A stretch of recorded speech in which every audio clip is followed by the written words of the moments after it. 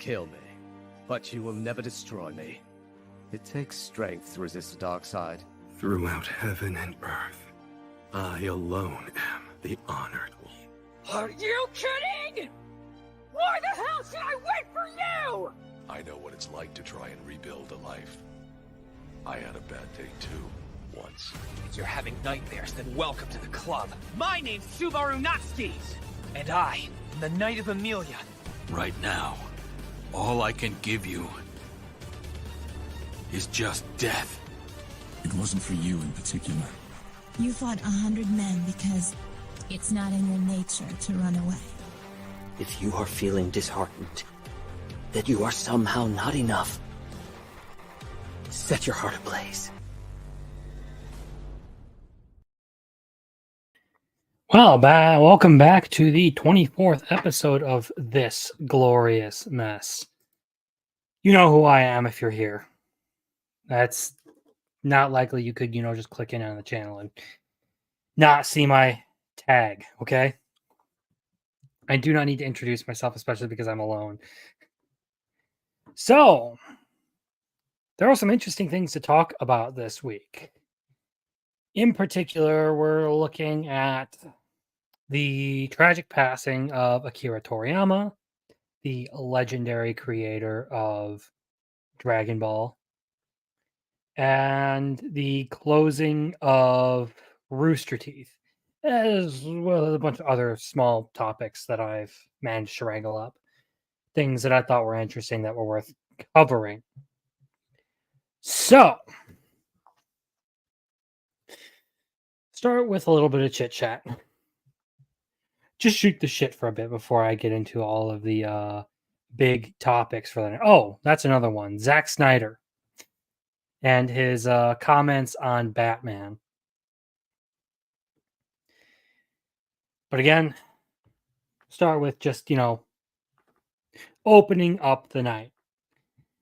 Yet again, I spent another week watching nothing but Attack on Titan for these reviews, and at this point, I'm going to need a bit of a hiatus before I do season 4, because I haven't even started that.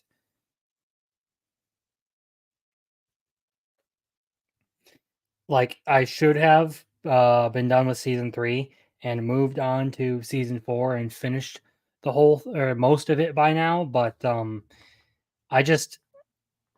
couldn't. I couldn't. I was tired. I was behind on some stuff. I had work. Excuse me. So, yeah, I am here saying that I was not exactly able to get done with what I wanted to get done. But I have kept up a little bit with The Dangers in My Heart. That show is... I think I say this every time, but it's just straight fucking sugar in the veins. It's great. It's a really nice show to just watch for relaxation, for entertainment. And easily one of my favorite romance anime to ever come out. Because a lot of them end up being kind of like boring and meh. But like they're just kind of generic, I would say. I shouldn't say meh. And there are like every genre, there are a very few that end up sticking out. And that one's one of them. But other than that, I've been doing a lot of gaming lately. I've been trying to figure out how to make Ark as hard as possible without making it impossible, which has required a lot of dying and rebalancing all of my settings. Because Ark is one of those games where, like, I love it, but once you get past the mid game, it is easy as fuck. Like, outside of the bosses, the only thing you really got to worry about is a fucking Giga. It isn't,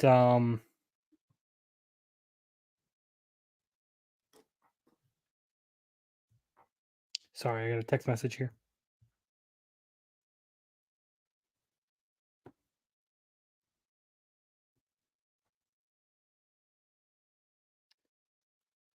Not relevant. Never mind. Outside of the Giganotosaurus, it's or the bosses. There's not a whole lot you have to worry about once you hit endgame.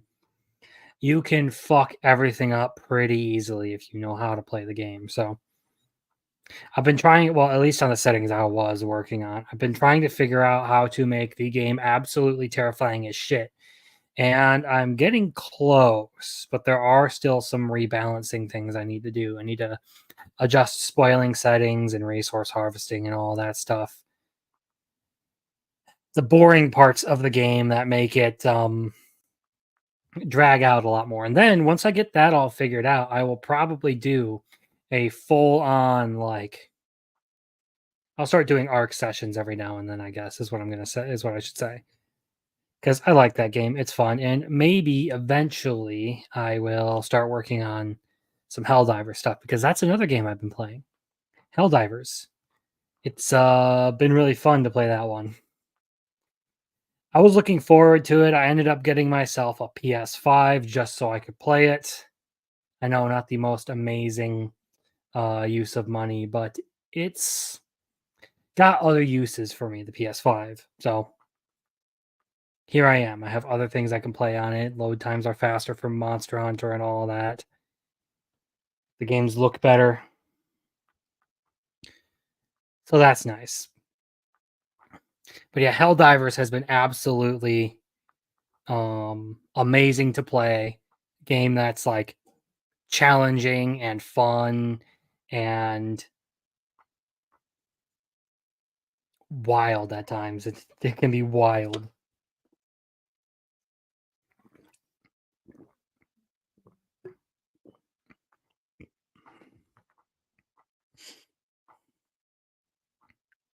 More on that another time, I guess.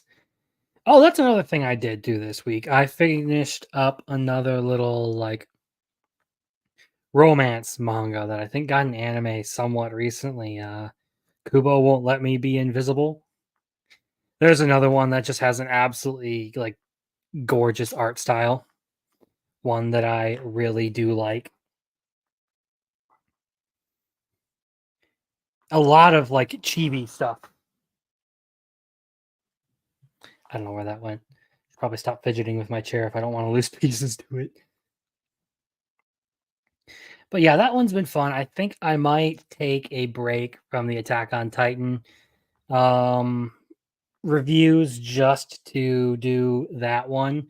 And then I'll go into the final two parts, reviewing season 4 and doing my overall impressions and final commentary on it.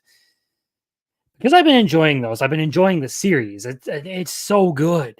It's so good. And I slept on it for way too long. I don't think I should say sleep on it. I should say that I didn't get around to it soon enough. But other than that, I have not really watched much anime. Ninja Kamui, there's another one that I did this week because I did the initial impressions on it.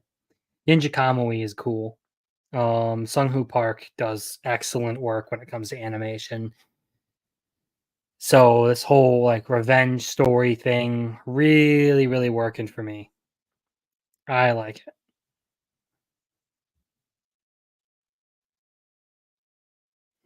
Sorry. So I guess we can move on into covering some indie comics for the night, since we're all. Oh, wait, one second. I was working in a house this week, and the HVAC guy was taking out the old furnace, and he gave me. Ow! I just shocked myself. What did you expect? He gave me the starter for it, which I promptly used to go shock my younger brother with.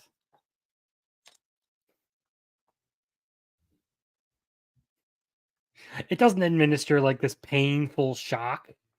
It's really not even that bad. It's just like a quick buzz, like a tingle. At worst, it feels like a little pinprick. That's it. But moving on into indie comics for the night, I actually have two because one is on a time limit. So, and it won't really have a whole lot of time next week. So I'm bringing it up now. So we will start with the first one I was going to do. And that is Kit Carter, Planet of Doom, or Planet Doom. Kit Carter and Merv the Astro Chimp battle Lord Menace and his monsters to save the galaxy. So right off the bat, one of the things I like just looking at this, it's very, very classic science fiction look. So immediately it has me intrigued. Like, I like it, and even the description kind of goes into a bit of that. So this is Empire Comics going through Kickstarter. So maybe I should copy that.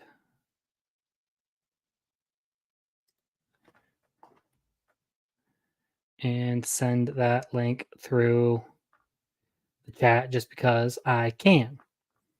I can do whatever I want.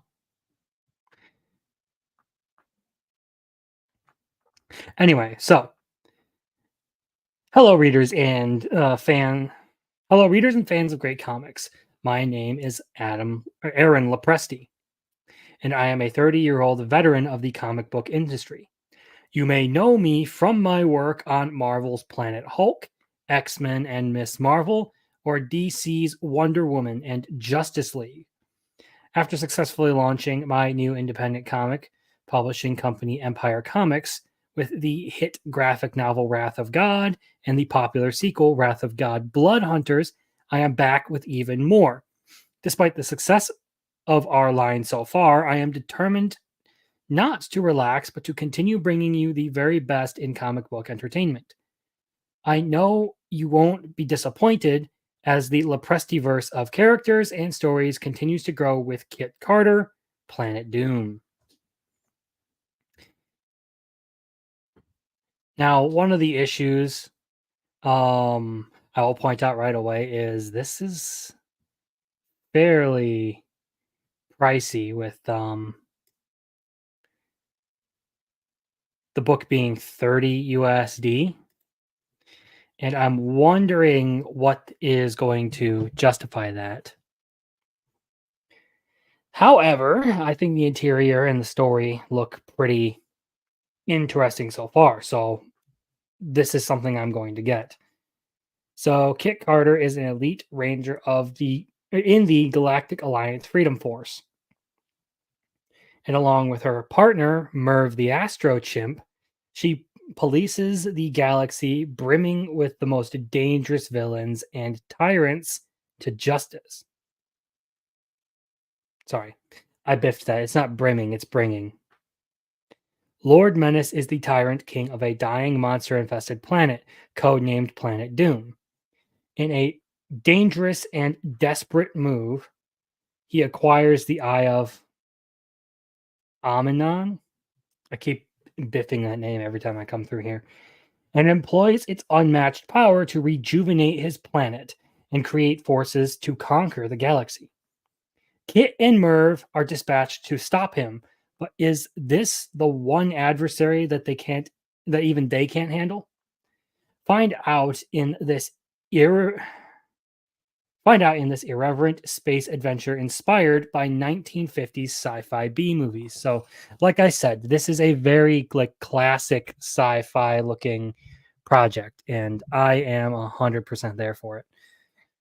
Because if I can get to some of the art here, it looks very, very interesting to me. It looks good. I like the art. But that's what you get when you have these comic pros come out of the industry and they start doing their own comics, their own independent stuff. You get really good looking stuff like this. Now that just looks awesome. Yep, okay. There's the color version.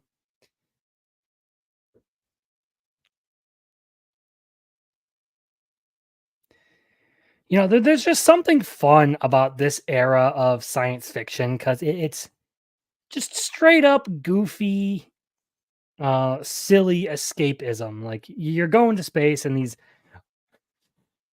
like what is not really a practical suit for it. But you know, who cares? It's supposed to be fiction. It's supposed to be fun. You want to shoot aliens with a laser gun. Plus, this is one that features an actual good-looking female protagonist. So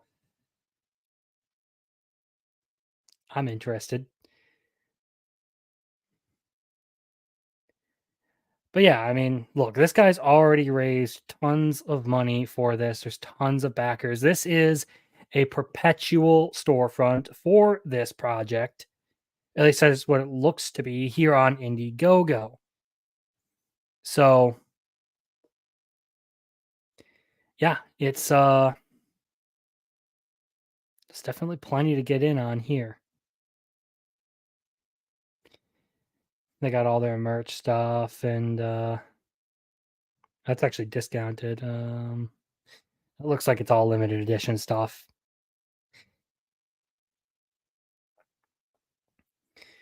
But yes, I like to see a lot of like some of these people taking these older aspects of certain genres and revisiting them. Like this era of science fiction is a little bit more creative than what we have with like hard science fiction now. We see a lot of people trying to like really make things absolutely believable, absolutely realistic. And it doesn't always have to be that way. It can be just fun and engaging for the escapism and not be absolutely realistic. I want a little bit more of the stuff that's just, you know, kind of out there.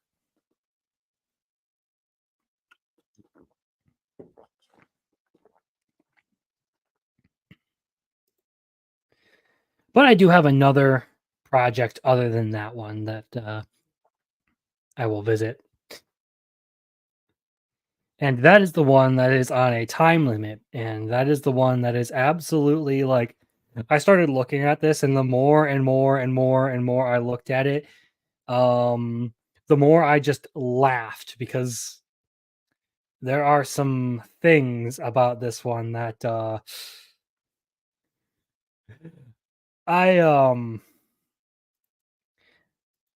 don't know how to get across other than just show. So someone decided that they were going to basically make a bunch of female like Power Rangers in bikini armor because they fucking could. So this is Bikini Sentai G Rangers. Oh god, what am I doing on my channel? So Power Rangers Gone Wild. 3 servers at the Clamorama Clam Shack moonlight as Bikini Sentai G Rangers. Nostalgia freak Dr. Boomer plans to create a time tornado that will hurl the world back to happier times, even if everyone on Earth doesn't want to go. Princess Dameona, Dr. Boomer's partner in time twisting, schemes to use the mayhem and destruction caused by the time reversal to make all humans her slaves. The Japanese superheroes, anime tropes, 60s surf comedies, Cinemax flicks, Bollywood movies, baby boomer nostalgia, action heroes from the 80s, Shaw Brothers villains, and maybe even John Waters crossed with Vincent Price. We dumped everything we love into a big old blender and poured out Bikini Sentai G Rangers. No kidding. Okay, look, talk about the absolute insanity of blending a shitload of different themes together. Sometimes these projects work when you start adding a bunch of themes, particularly when you decide you just want to do something fun and stupid with it. when you try to make a serious story and add too many themes to it, it starts to water down everything. But the fact this is just supposed to be goofy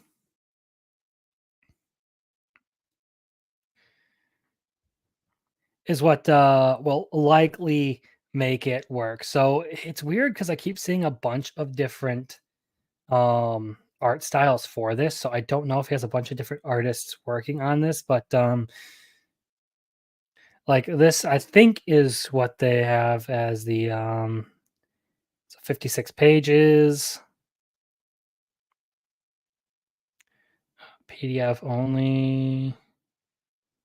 So the soft cover is $20. Okay. Interesting. So I'm assuming yet that this is going to be the interior artwork, and I like it. It looks interesting enough. I said boob lasers? I'm sorry, sir. What? Okay, yeah, that's not something I caught going through here the first time. Was this? I don't even know what to think anymore. Look, it wasn't pretending to be something other than an absolute hodgepodge of a bunch of different shit, but congratulations, you have officially topped out or you have officially hit the top of the weird chart with boob lasers. You know, I decided to highlight that project just because it was so out there, and I'm not disappointed. That is one hell of a creation, my friend.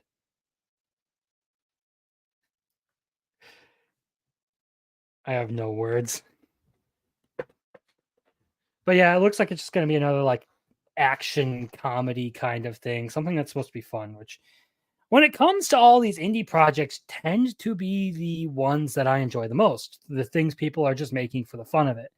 They're not out there trying to be some like serious superhero story telling like the greatest new adventure of all time. It was just like, I want some like 1950s sci-fi comics. That's what I want to do. And that's Kit Carter, Planet Doom, the one I talked about earlier. And, some people just want to create stuff like this quilted together hodgepodge mess of themes. It's certainly something. So yeah, that is Bikini Sentai G Ranger over on Kickstarter. That is something else. But yeah, as for the indie comic stuff tonight, that's going to be it. I just wanted to cover both those projects because they both caught my eye for very different reasons. One looks like it's going to be like a good action series, and this one just looks like it's going to be fucking wild. All right. Speaking of wild, I found something on the internet the other day that I don't know. Look, Japanese TV has always been different. Then some of their commercials are absolutely unhinged. And while this one isn't unhinged, it certainly is weird. I've watched it like 3 times and I'm still trying to figure out what's going on here. So this is from All the Right Movies. Arnold Schwarzenegger shows up in a rather surreal Japanese TV ad. So I'm trying to figure out if this was like for fish sauce or something. No, it says drink on it, so definitely not. Ignore that comment. But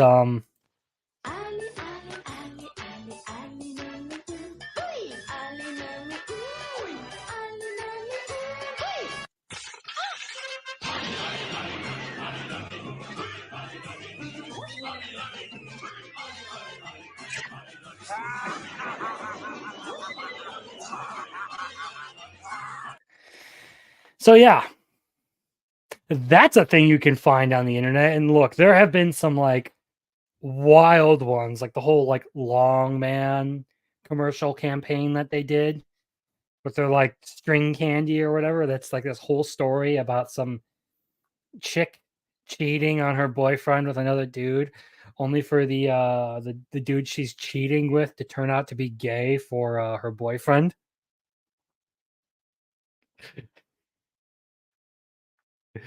Or what else?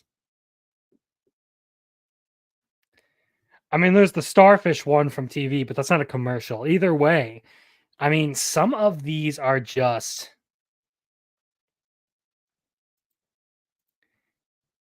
out there.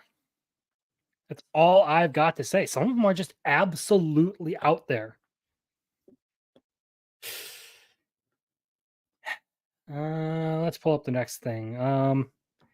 Another short little subject to cover in the realm of the popularity of anime. I mean, we already knew anime was really fucking popular. It's all over Fortnite, but now it's going to other places too. Like you had Hellsing show up in COD, and now you have Overwatch doing a Cowboy Bebop collaboration. Who even plays Overwatch anymore?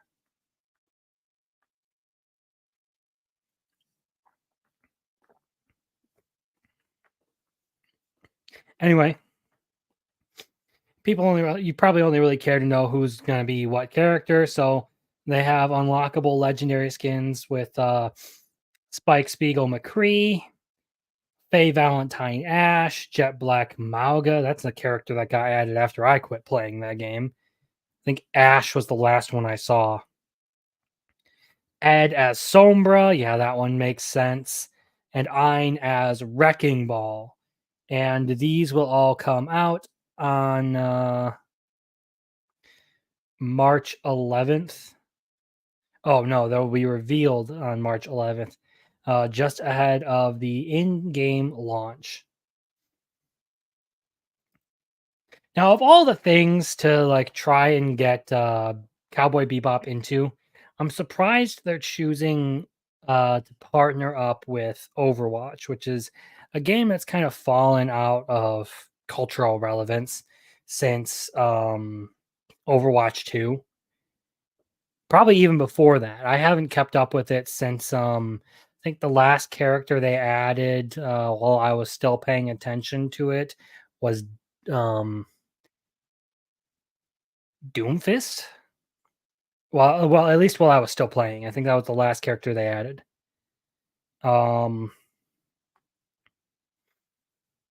And I will be honest, I do not see a whole lot of Overwatch news or Overwatch coverage lately. There's like one channel that regularly shows up in my feed for like comics and stuff. They do randomly do Overwatch streams.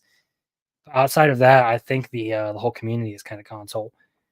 I don't know if that speaks to the damage that Netflix's live action Cowboy Bebop did to the series, or if that speaks to the fact that Overwatch is just that desperate that they want to try and latch onto one of the bigger and or more nostalgic anime titles of the past. One that people absolutely love.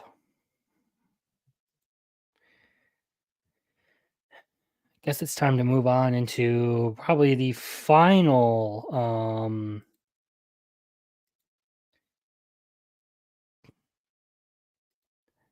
small topic I've got.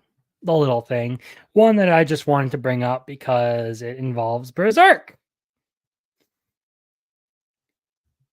Berserk's return beats Demon Slayer for top selling manga spot in the US. So this came out on February 25th. So Berserk continues to dominate as it became the highest grossing manga in fall of 2023, beating many iconic series.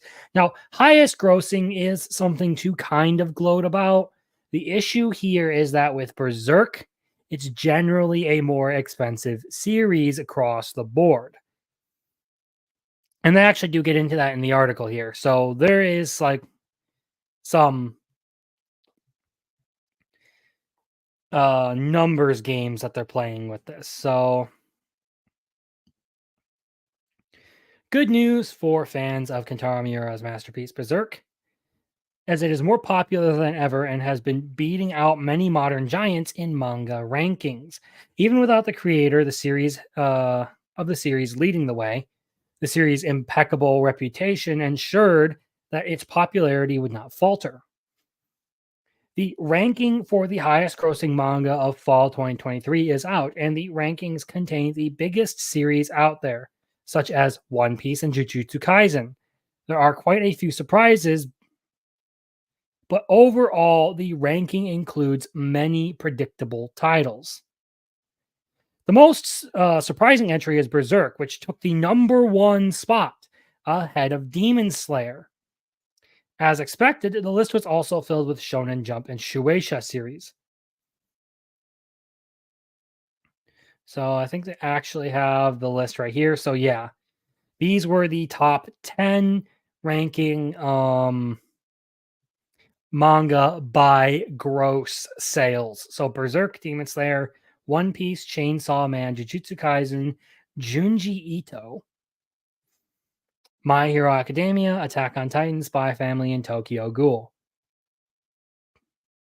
Interesting that Attack on Titan is still selling that well, but after watching the series, I do understand why.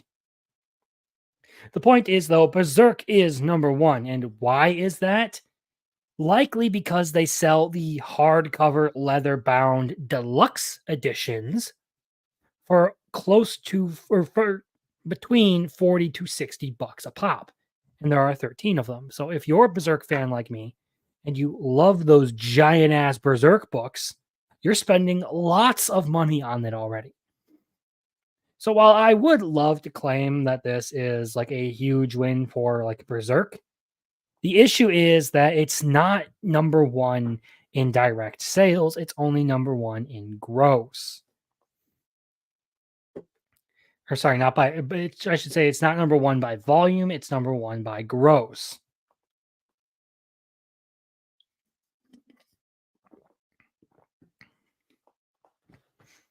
Which is kind of my issue when people bring up the I like when they start talking numbers, people like always like fail to comprehend that, not always, that's disingenuous and that's hyperbolic. People fail to comprehend the numbers that they are talking about time and time and time again, or they just blatantly disregard it because they want to use it to try and prove a point that it doesn't actually prove. So, for instance, I could go here and say that Berserk is currently the biggest manga out there. Now, it may very well be the highest rated manga and one of the most beloved manga out there, but it certainly isn't a manga that has the most sales. There are plenty of other series that probably outsell Berserk. The issue is people love their collectibles, and these giant ass Berserk volumes, well, they're collectible as hell. They're nice too. I like them. And I want to, fill out the full collection here in the future, but that requires money that I do not feel like spending at the moment. So yeah, comprehending the numbers you're working with is kind of an important thing. So sure, you can write that article and all that. But fact of the matter is that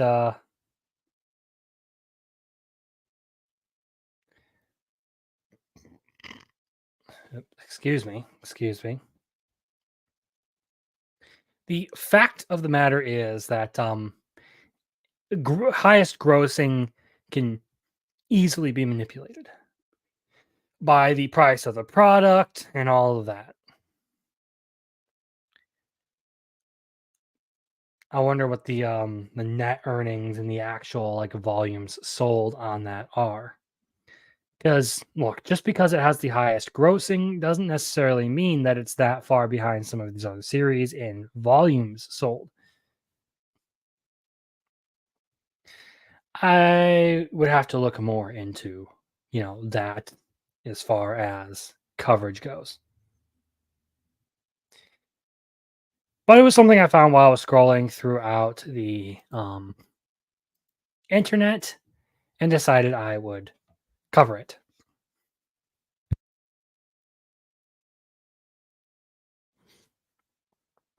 Excuse me. So let's move on to another subject.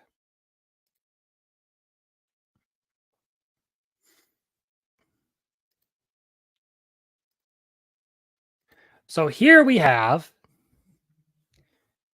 Rooster Teeth is shutting down after 21 years. Now, this has been some big news on the internet because a lot of people have loved, Red versus Blue. Or at least a lot of people I know. I never really cared much for Red versus Blue, didn't watch it. I saw like a few clips and memes about it, but other than that, I never really got deep into it.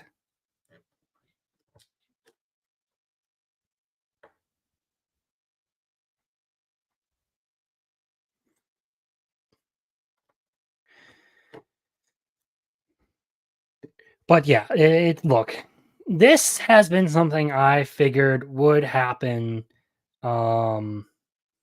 sooner rather than later, especially with how their big series had been performing, like Red versus Blue, Ruby, Genlock, the things they were really investing in.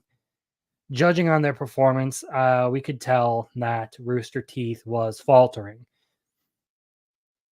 So, without further ado, Rooster Teeth is biting the dust after more than 2 decades. Parent company Warner Bros. Discovery, after unsuccessful attempts to sell the unprofitable fandom, gaming, and comedy entertainment division, is shutting down Rooster Teeth's operation. RT General Manager Jordan Levine announced the shutdown of the Austin-based Rooster Teeth at an all-hands meeting Wednesday and in a memo distributed to staff. The closure of Rooster Teeth will result in the layoff of its approximately 150 full-time employees and will throw dozens of contractors and content creators out of work as well. And now it seems they actually have the memo or part of it. I could pull it up, but I have other things I want to go into.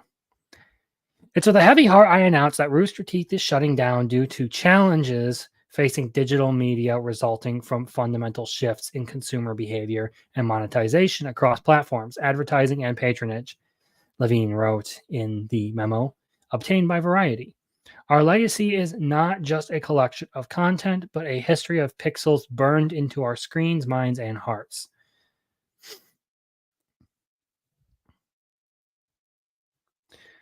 Warner Bros. Discovery is currently in talks to sell the rights to certain Rooster Teeth catalog content and intellectual property, such as the popular anime-style series Ruby, pioneering sci-fi spoof Red vs. Blue, and Michael B. Jordan's animated mecha series Genlock. Well, they're going to have a really fucking hard time selling all of those. One, because Ruby pretty much requires a full fucking reboot. The issue at hand is that Ruby went from a good looking or a poorly animated shonen series that had charms all of its own with its series and its clunky style and the humor that they were able to get out of it. And as the animation got updated and obviously Rooster Teeth sold out to Warner Bros., at least to my knowledge of how those events went. I could be mistaken on that. Either way. The show went downhill quickly. Mostly because it abandoned its core audience. Like I said, it was a shonen, and it shifted way over to shoujo.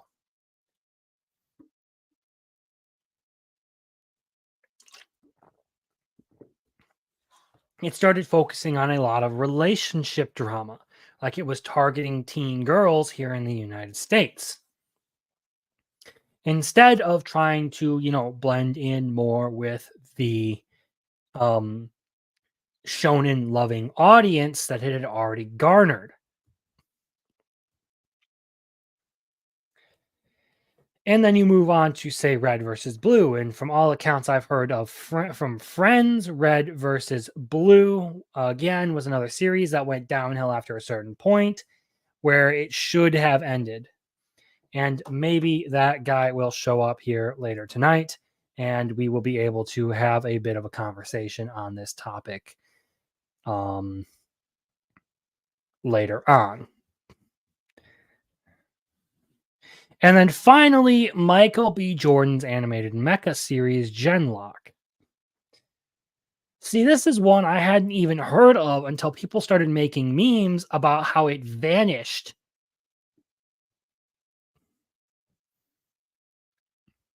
About how it was awful. And how nobody watched it. And it never got touched. You see, if these are like the IPs that Warner Bros. Is looking to sell, whoo boy.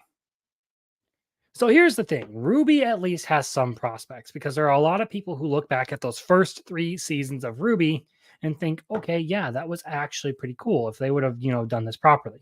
If given a license out to, say, a like proper Japanese studio to do some of this stuff with, you may very well get a really good rendition, but I don't see a whole lot of chatter about RWBY Ice Queendom, which begs the question. I kind of want to look that up now. What is the rating on Ice Queendom? Let me see if I can pull this up really quick. Go to my anime list, which, is not like the be-all end-all source, but it's one I know how to use and one I actually have stuff set up on. See if I can go.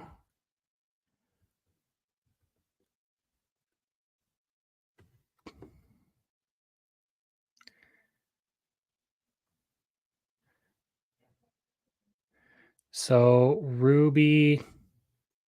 Yeah, it looks like Ice Queendom was not the hottest reception at a 6.35. Now, look, that doesn't mean it's terrible. That just generally means it's kind of mediocre.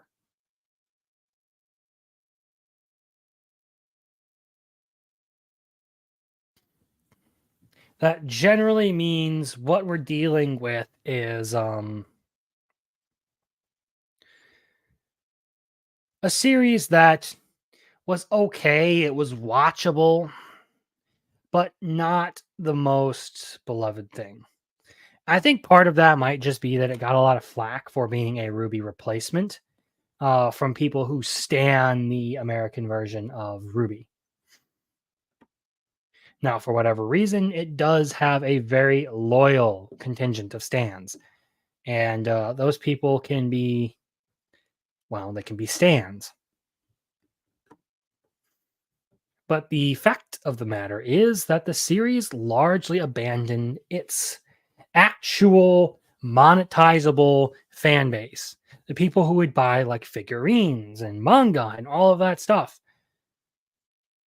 RWBY ditched those people.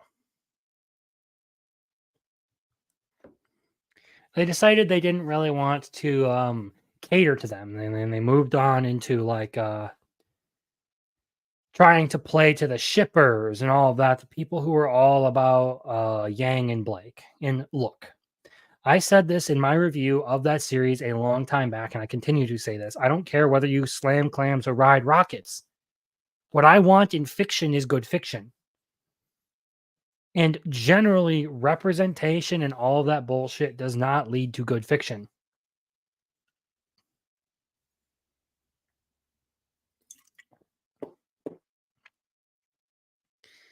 But I digress.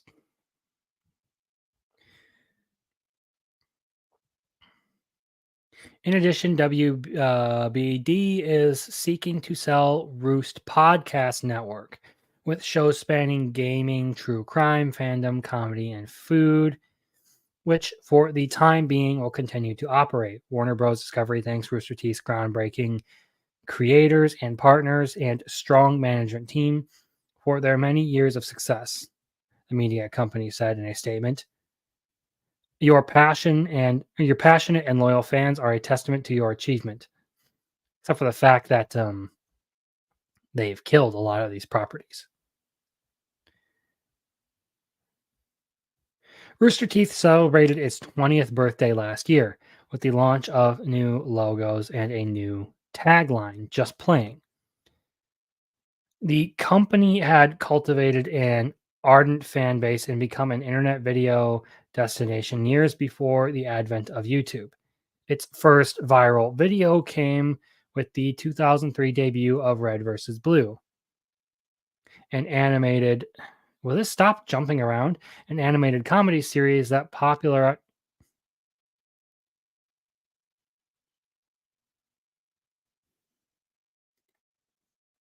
Motherfucker, stop popping up ads when I'm trying to read. You know, maybe it's just my fault for being a scrub lord. I need to. So where was I? So, its first viral video came with the 2003 debut of Red vs. Blue, an animated comedy series that popularized machinima. The company's name was derived from. It's getting old fast. The company's name was derived from dialogue in the original trailer for Red vs. Blue, in which the voiceover narrator is dissed by the subtitler as a cockbite. Rooster Teeth was founded in 2003 by a bunch of people whose names are all listed here. I guess that's... Yeah, in 2014, Rooster Teeth was bought by Fullscreen, which in turn was bought by Otter Media, before Rooster Teeth became a part of Warner Media under AT&T ownership. In 2022, Discovery closed the acquisition Warner Media to form Warner Bros. Discovery. Rooster Teeth had operated a subscription video on demand service from its earlier days, and in 2016 rebranded the service as First. Okay, this is all just getting into like a bunch of nerd stuff. Oh, here we go. Okay. At its peak, Rooster Teeth's First had about 255,000 paying members at the height of the popularity of Ruby and Genlock, but has fallen to about 60,000 today. Warner Bros. Discovery will be communicating with subscribers within the next few weeks about the service shutdown.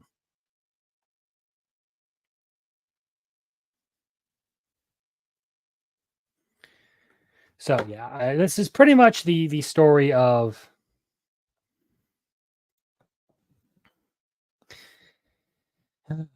a lot of things. I mean, Rooster Teeth has done a lot of interesting things that have like tested people's faith in them. First and foremost was the way Ruby was treated as an IP.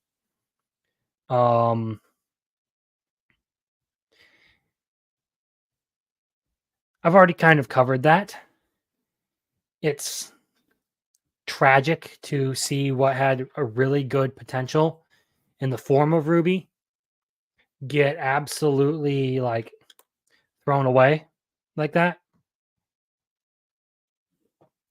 I liked the first 3 seasons of Ruby, and then from there it was kind of rocky before it fell off a cliff in the end.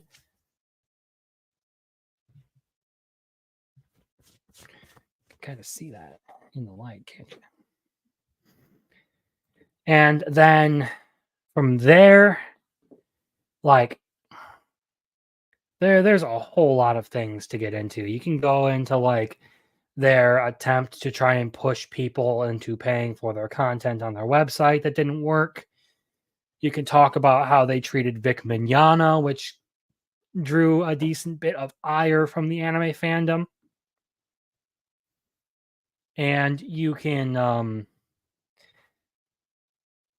talk about how like a lot of their projects just were never the same after, coming under Warner Bros.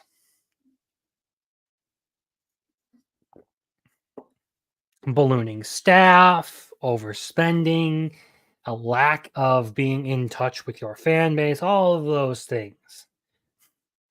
But to their credit, they were like one of the last companies to fire Vic Mignogna during that whole thing. And I actually had to like go and look into all of that and what happened and what it was all about today in order to like fully understand what was going on. And now I do. Now I get it.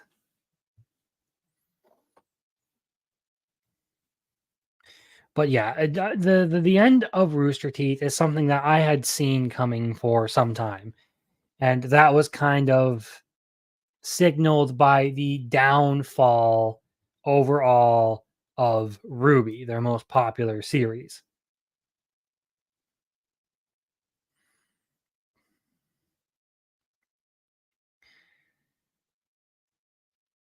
So it comes as no shock to me that Warner Bros. Has had enough of them. And like one of the telling things was the fact that they weren't going to green light Volume 10, and Warner Bros. Was trying to find an out by licensing Ruby out in as many possible ways as they could. You saw it with the Ruby X Justice League stuff. You saw it with Ice Queendom, where they actually licensed it out to a proper animation studio.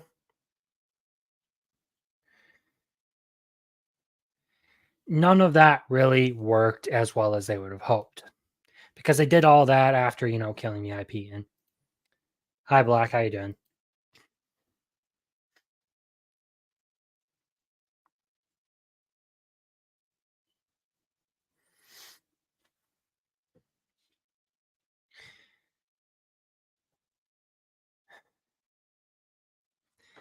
It's, I don't know, I guess I kind of feel apathetic towards the end of Rooster Teeth.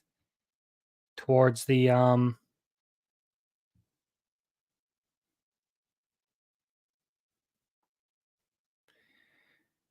yeah, nobody knows what's going to happen to that series at this point.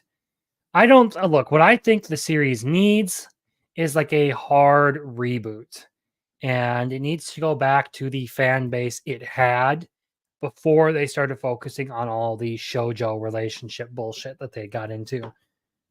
You can still have all of your like Yang and Blake stuff. I don't care about that, but you need to not make it like like one of the main focuses of a season. Like, please just give us superpowered people fighting monsters. That's what a lot of the Ruby fans wanted. That's all the series had to do, was just keep, fighting superpowered monsters. And the way they were writing it, they were writing themselves into some bad places. Making Salem immortal was one of the worst decisions they could have made. Because now you have one of two things that you've got to do in order to end the series. One, Salem gets all of the relics for that series, or for the end of the series, and summons the two brothers back to Remnant, only for them to look at the world and be like, well, they're all united against you. So you can die now, and everything's going to be good. Which would be a stupid ass fucking ending. It would be so freaking dumb to have that be the ending.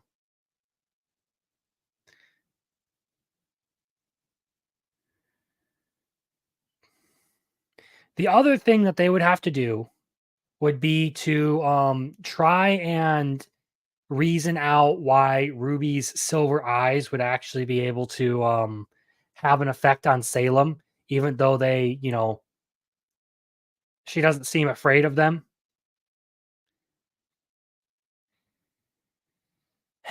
But that would just, be kind of stupid because all she does is, turn things to stone with them. They were, like I was saying, they were writing themselves into a really, really bad spot with the way that their story was shaping up. And they were focusing on all the wrong things.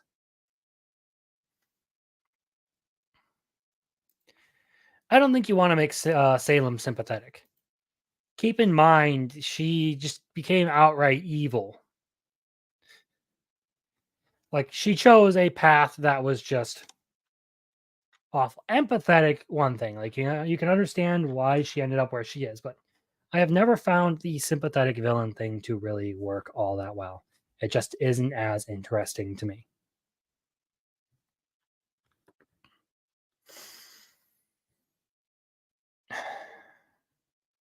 But yeah, it's... Oh boy. There were a lot of bad choices made in that. Some good, some really cool. I like the whole idea of like using like fairy tales and stuff as like part of the founding myth of the whole world. But probably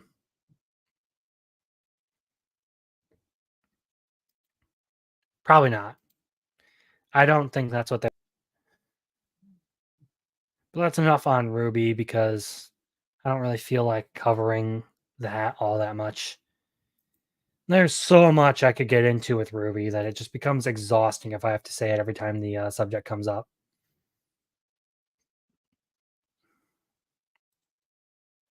So why don't we go to someone else saying something interesting?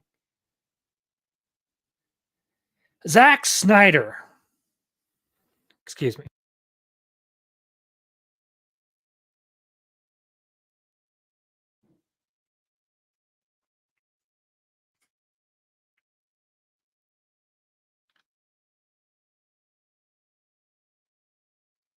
Zack Snyder decided he wanted to start talking some weird points about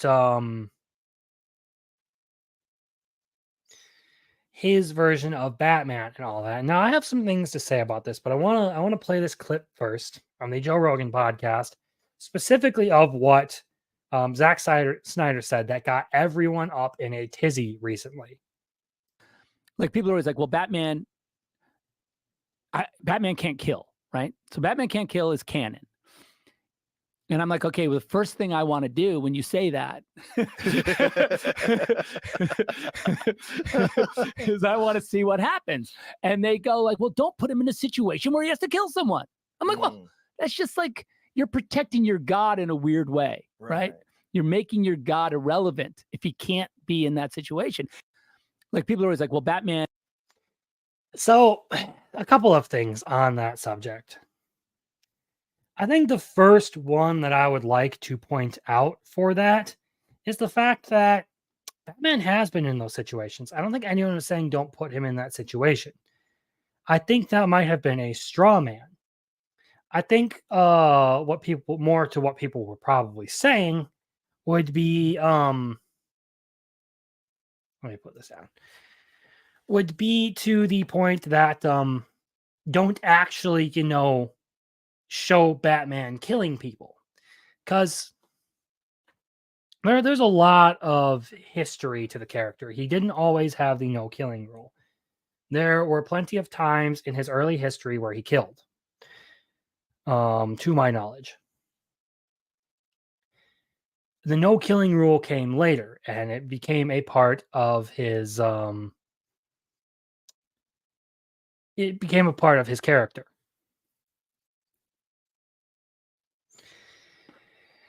And that became a very important part of his character to the fans, because now you have like something like that, like binds him to that whole origin story, a reason for him to be the way he is.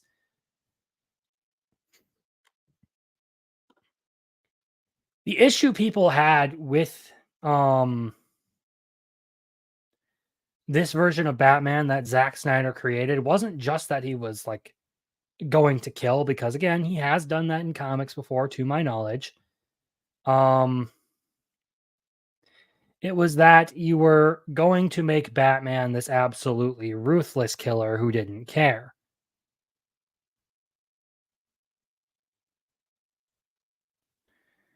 Yeah, exactly. The Injustice timeline thing. That's kind of my point. There is an Injustice timeline where Batman kills the Joker to stop that whole thing, and then he turns himself in.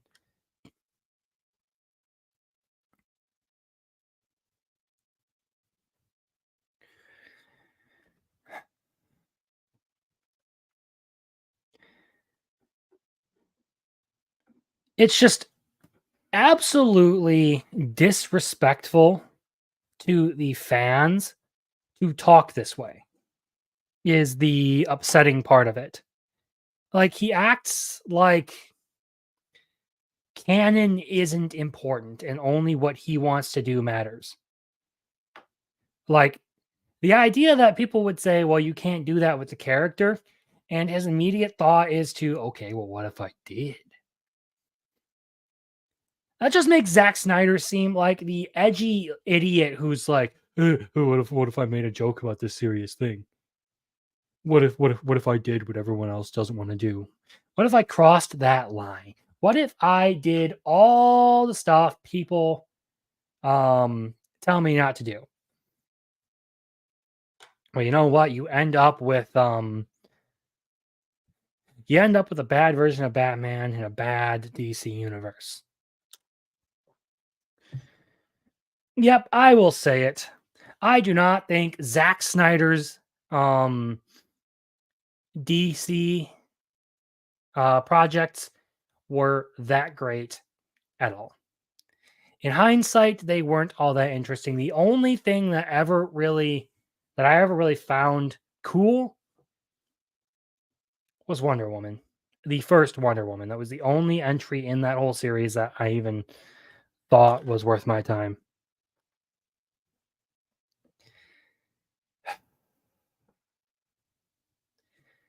So to have this guy, this Joker, whose fans came out in defense of his Justice League and got the Snyder cut even like released. The fact that this Joker would then come out and say shit like, well, I wanted to break the canon that fans love. What a bunch of bullshit. And again, I mean, Zack Snyder putting Batman in a situation where he has to kill. Batman's been in those situations and he's found a way out of it. I mean, look at The Dark Knight Returns when he has to face off against the Joker one last time. He paralyzes the Joker, he doesn't kill him, and the Joker kills himself.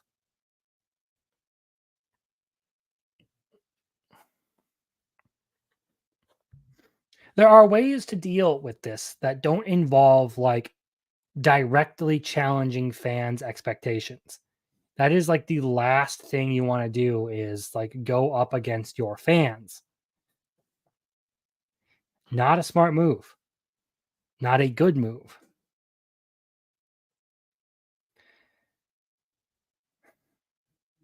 So yeah, I mean, Zack Snyder on this one kind of taking an L. Joe Rogan kind of taking an L in this clip. It's just upsetting because I love Batman. He's one of my favorite characters ever, and they continue to try and like do all this stupid shit to a character that I love. I've seen it so many times before, the way they treat these characters with Doctor Who, with like the Justice League, with Marvel characters. I'm tired of it. Yawning because I'm tired of Zack Snyder's bullshit. I'm tired of seeing all this stupid stuff from these Hollywood directors who couldn't give a rip about anything other than their own, creativity.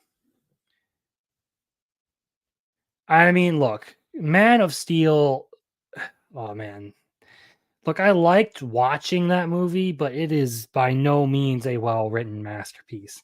It is by no means, therefore, a good movie.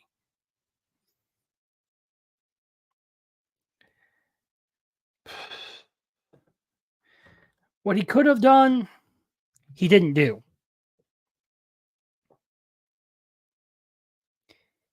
Ended up shooting himself in the foot, kind of making a fool out of himself, especially with the whole like G&G charity stream that he did, from what I understand.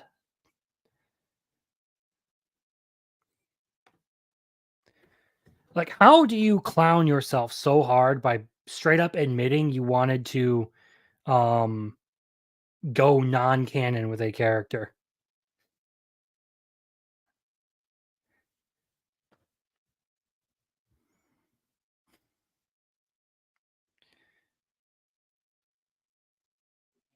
It's I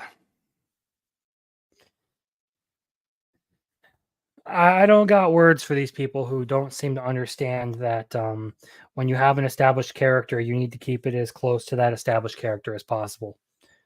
You need to do that character justice. You need to be faithful to their source material. You need to be faithful to their character. And Zack Snyder is just like the edgy idiot who wants to go out there and test all the limits and see like, oh well, what if I did do it? I don't think there's any artistry in that of what if Batman did kill? Okay, well then he'd be the Punisher or Red Hood. We already have those characters. So like who even I got no words anymore, man. I got no words. I mean that clip. I want to move on from it. So I'm going to pull up the last thing I have, or move into the last thing I have for the night. And that is going to be the death of Akira Toriyama, creator of Dragon Ball. And now look, I am by no means some huge Dragon Ball fan or fanatic. I like the series, it's entertaining. But I never thought it was as amazing as a lot of people made it out to be. However, I still have to give credit to Akira Toriyama for the fact that his works were the ones that got me into anime in the first place. And they were what inspired some of my favorite writers to start doing their own things. So Screen Rant did a nice job for me of compiling some of the comments that these creators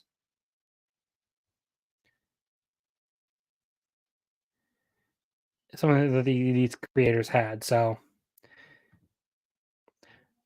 that was the announcement. I was literally on Twitter like the minute this started circulating, and I was sharing it to everyone I knew who was into Dragon Ball Z. So rest in peace to a absolute legend whose influence in manga is completely unrivaled. But some of the things that like the other authors of like the big three had to say, that's what I want to read here. So this is Eiichiro Oda, the writer of One Piece. It is too early. The hole is too big. Sadness washes over me when I think that I will never see him again.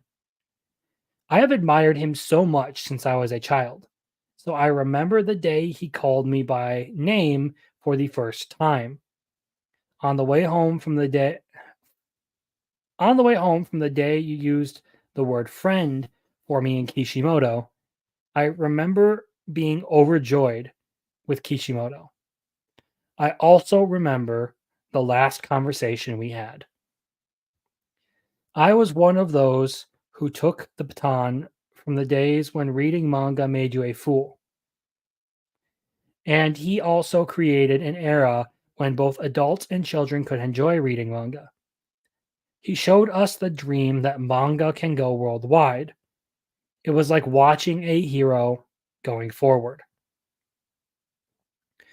For not only mangakas, but also creators in various industries, the excitement and emotion of the time of Dragon Ball serialization must have taken root in their childhood. His existence is like a big tree. For the manga artists of our generation who stood on the same stage, Toriyama's work became more and more important to me as I got closer to the same stage. I even felt being scary. But I am just happy to see the aloof man himself again, because we love him on a blood level. I think some of these translations might be a little bit rough, but I guess the point across. With respect and gratitude for the creative world he has left behind, I pray for his soulful rest in peace. May heaven be the joyous world he envisioned. And then we have Kishimoto's comments on his death. Honestly, I don't know what to write or how to write about something so sudden. However, for now, I would like to express my thoughts and feelings to Toriyama Sensei, something I wish he would have asked me someday. I grew up with Dr. Slump in the lower grades of elementary school and Dragon Ball in the upper grades. And it was natural for me to have this manga next to me as a part of my life. Even if I had a bad experience watching Dragon Ball, or even if I had a bad experience, watching Dragon Ball every week made me forget about it. It was a relief for me. A country boy who had nothing, because Dragon Ball was really fun. It was when I was a university student that suddenly the Dragon Ball that had been a part of my life for so many years ended. I felt an incredible sense of loss and didn't know what to look forward to. But at the same time, it was an opportunity for me to truly understand the greatness of the teacher who created Dragon Ball. I also wanted to create works like yours. I wanted to be like my teacher. As I followed in my teacher's footsteps and aspired to become a manga artist, that feeling of loss began to disappear. Because making comics was fun. I was able to find new fun by following my teacher. My teacher has always been by my side, has always been my guide. I admired it. I apologize for the inconvenience, but I would like to express my gratitude to the teacher. For me, he was the god of salvation and the god of manga. I think that's a pretty apt description. When we met for the first time, I was so nervous that I couldn't say a word. However, after meeting him many times at the Tezuka Prize screening committee, just biff that, we became able to talk. As Dragon Ball children, I and Mr. Oda went back to being children again, and when we talked excitedly about how much Dragon Ball was fun, as if we were competing with each other, I forgot how he looked a little shy and smiled. I can't. I have just received the news of the death of my teacher. I feel an even greater sense of loss than when Dragon Ball ended. I still don't know how to deal with the hole in my heart. Now I can't even read my favorite Dragon Ball. I don't feel like I've been able to properly write this sentence that I want to convey to my teacher. Everyone around the world was still looking forward to seeing your work. If Dragon Ball's one wish really comes true, I'm sorry. Maybe that's selfish, but it's sad, Sensei. Thank you, Akira Toriyama Sensei, for all your enjoyable works over the past 45 years. And thank you very much for your hard work. We are sure that the remaining family members are still deeply hurt. Please take care of yourself.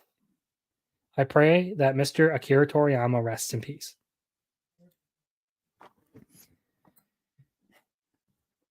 a lot of people can probably credit a lot of things to Akira Toriyama and his works.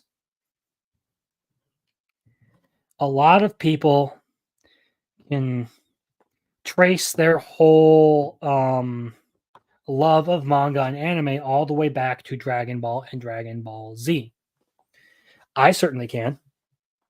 It was the first anime I ever watched, and it was the one that made me realize that this medium could be a lot of fun. That it could be something that you can enjoy deeply. And I do not regret the decision to take a friend up on his recommendation and dive into Dragon Ball Z as a series that I had previously been interested in but never started. I don't regret any of that because it led to Kishimoto's Naruto being the next one I watched. It led to One Punch Man and One Piece and Bleach and a lot of things in my life that I found absolutely awesome.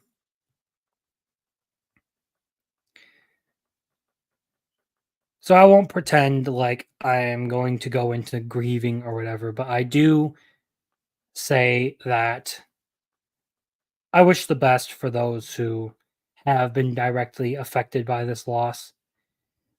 The world has lost perhaps the most influential creator in manga. And as both Kishimoto and Oda have kind of stated here, his work in making anime and manga a worldwide phenomenon cannot be underestimated. It was Dragon Ball Z that paved the way for a lot of the current generation's popularity.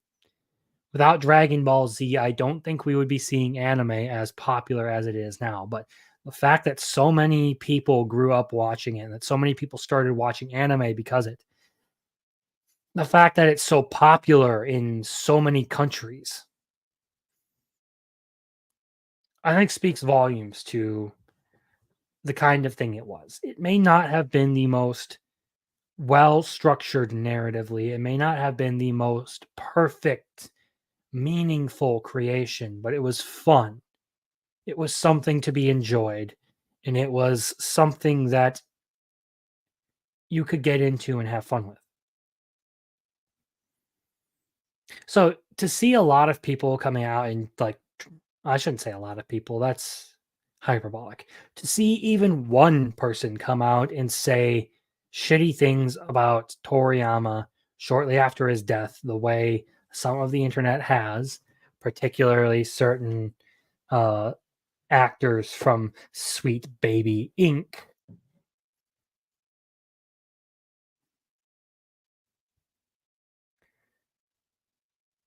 It's just genuinely disgusting to me that you would come out and like immediately start trying to make political points on top of a dead man's grave.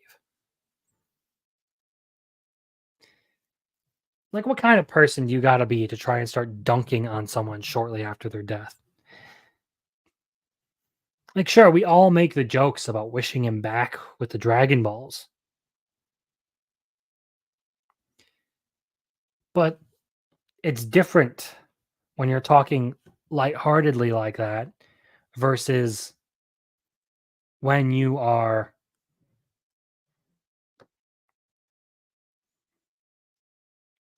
trying to like make a point out of something.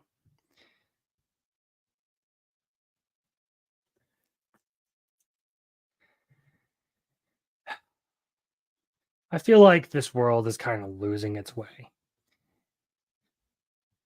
To see people do stuff like that. And look, it's not just one side or the other. I see plenty of people who meme on each other over deaths for political points, for social points. I mean, it happened with that Friends actor. People were dunking on the guy over the whole Vax thing, and that was stupid. It was unnecessary, and it's the same for this. The people who tried to dunk on Akira Toriyama shortly after his death, they're all the same tactless retards who need to chill out and just let things lie for a while.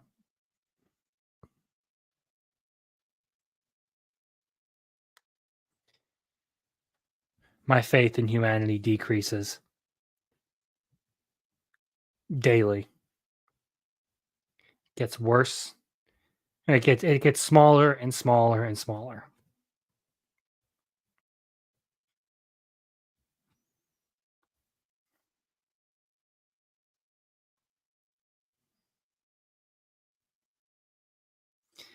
Yeah, there's even the Dragon Quest creator in here.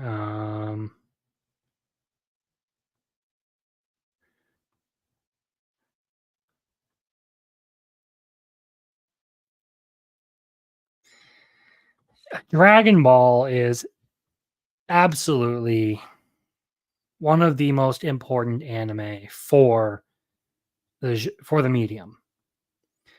One of the most important creations, one of the most important stories, because like I said, it was what paved the way for a lot of other series to break into cultural relevancy across the world.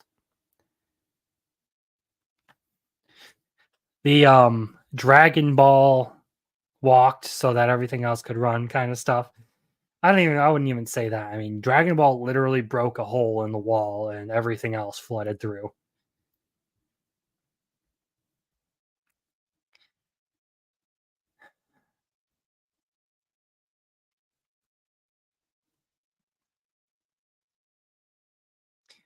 So yeah, that's a thing that happened this week, and I have some thoughts of my own that I'll put up later this week, probably tomorrow.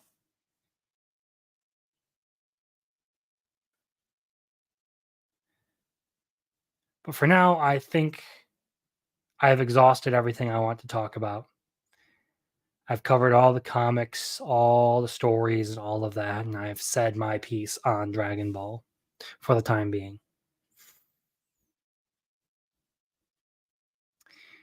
So I will probably call it a good night.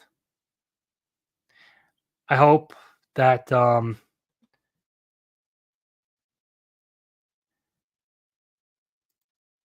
hope you all enjoy your time. I hope you all have a good week, the rest of your weekend.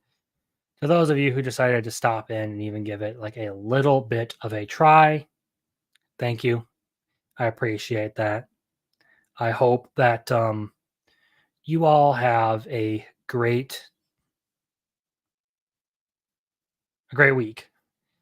I'll probably catch you in the next one. So see you later. Take heart.